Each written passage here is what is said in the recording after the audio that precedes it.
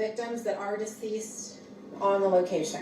Video recorded soon afterward showed what appeared to be an assault-style rifle apparently dropped on the street. Police have not revealed the names or ages of any of the victims or the name of the shooter, but say he was taken to a local hospital.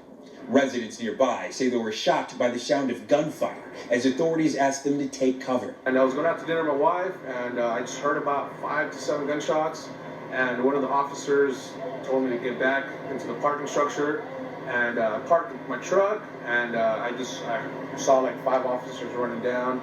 I heard other gunshots, so I stood behind the wall. Overnight, California Governor Gavin Newsom tweeting, "Horrifying and heartbreaking. Our hearts are with the families impacted by this terrible tragedy tonight." Wednesday's incident is the 3rd shooting in recent weeks, marking a deadly end to a month consumed by a series of high-profile tragedies at a grocery store in Boulder, Colorado, March 22nd, and a string of killings at spas in the Atlanta area on March 16th. And it is the deadliest mass shooting in the city of Orange since the 1997 shooting at the Caltrans maintenance yard that left 4 workers and a gunman dead.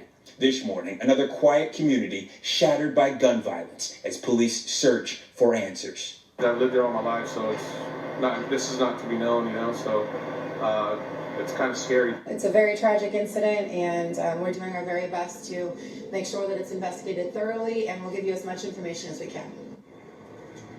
Again, the suspect remains in the hospital in critical condition after suffering that gunshot wound. It's not known at this time whether or not that gunshot wound came from a shootout with police or if it was self-inflicted. Meanwhile, police still need to determine a timeline. They're still breaking down the series of events that occurred in that business complex, and that's the thrust of their investigation. Back to you. Steve, thank you. And now the coronavirus and a potential setback in the vaccination push. Johnson & Johnson saying it has had to throw away some 15 million doses of its vaccine because of a manufacturing error.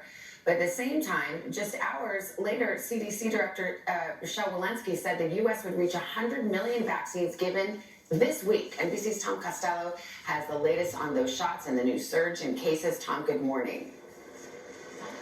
Yeah, we're seeing a surge in cases, Savannah, and they believe part of it is because we're seeing such a surge in travel. Airports around the country are full. This one is full this morning.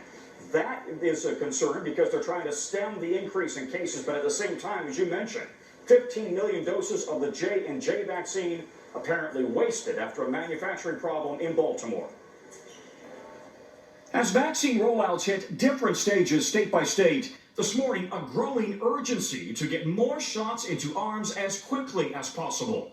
Average COVID-19 cases are up almost 12% over last week. Hospitalizations also on the rise. Average deaths now top 900 per day. And a potential snag in vaccine production this morning. A manufacturing error in Baltimore has ruined 15 million doses of Johnson & Johnson's one-shot vaccine. That according to the New York Times.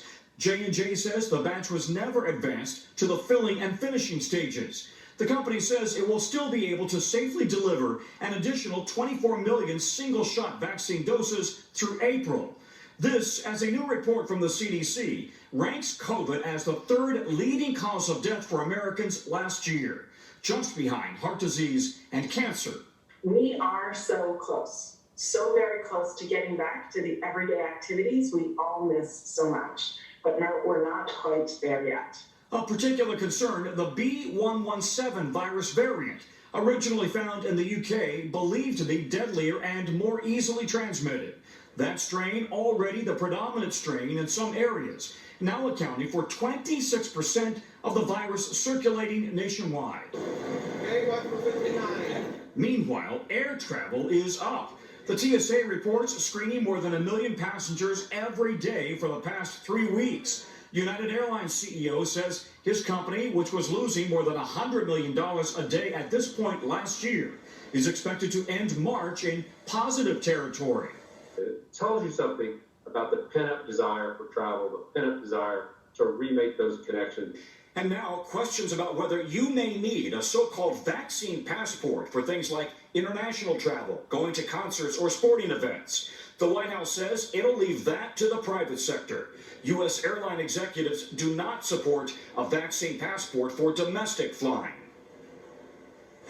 So there is no vaccination database. When you get your vaccine, you get this kind of a card. It's almost like a library card. In my case, there's some ballpoint pen writing on there. It could easily be forgeable. Is this going to be good enough for an international vaccine passport? That's an open question right now. Savannah? Another open question is how long these vaccines' protection might last. There's new data from Pfizer on that issue. What have you learned? Yeah, very encouraging. Pfizer is out saying that 6 months after people had the second dose, they're still showing high efficacy, high protection, and in fact 100% of protection against the most severe forms of the virus. That's really encouraging news. All right, we keep watching it, Tom. Thank you very much. All right.